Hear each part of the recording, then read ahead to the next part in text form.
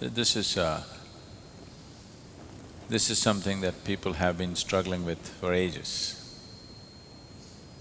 because these are two different types. These are two different dimensions of one's existence.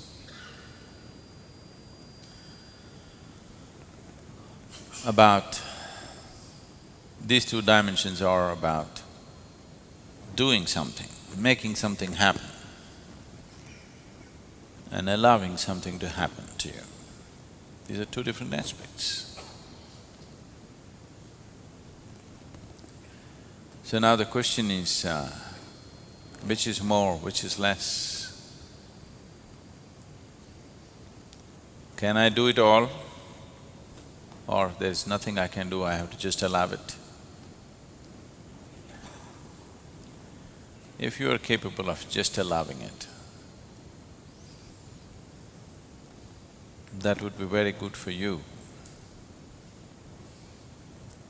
But if you are the kind who just allows things to happen to you, do not expect people around you to understand anything about you, because they will not understand. People around you cannot understand what it means to allow. Doing is something that they understand, but doing is a limited possibility, and doing is a very laborious process. It's like, if I want to bake bread, how much of it do you do? How much of it do you allow?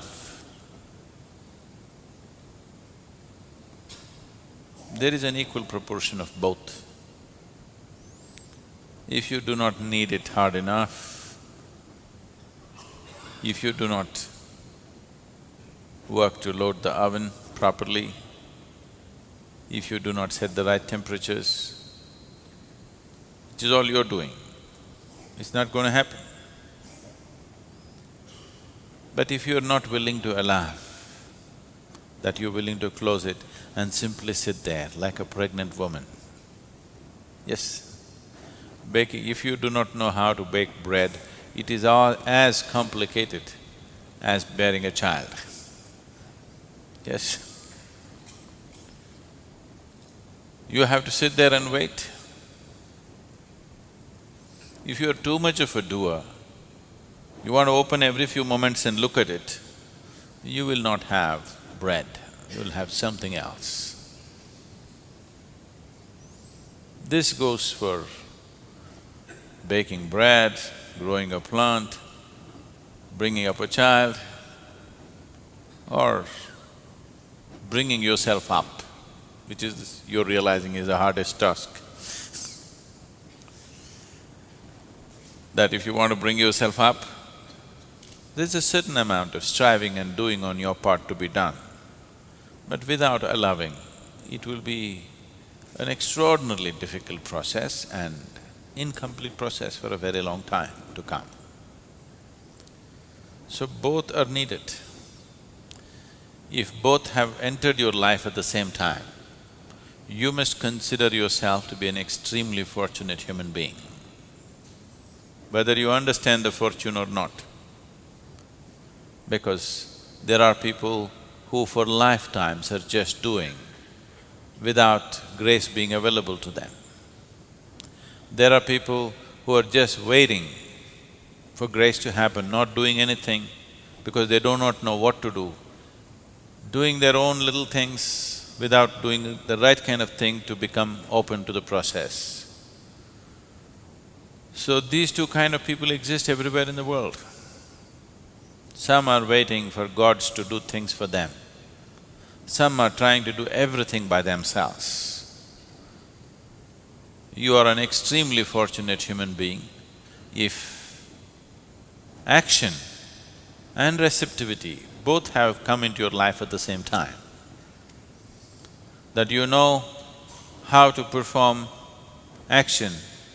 Everything that you can do, you will do, but you have the sense and the gracefulness to sit and wait for that which you cannot do. So, it is that dimension, it is this combination of these two that we are effectively delivering through Isha Yoga. That people learn to do something about themselves, at the same time, people learn the humility of waiting. The devotion. Devotion is needed, otherwise one cannot wait. If you do not look up to something, you cannot wait. So to be able to do everything that's needed, having the necessary tools and the empowerment to do things about your life, at the same time having the necessary sense and grace to wait and be able to receive, both these things need to happen.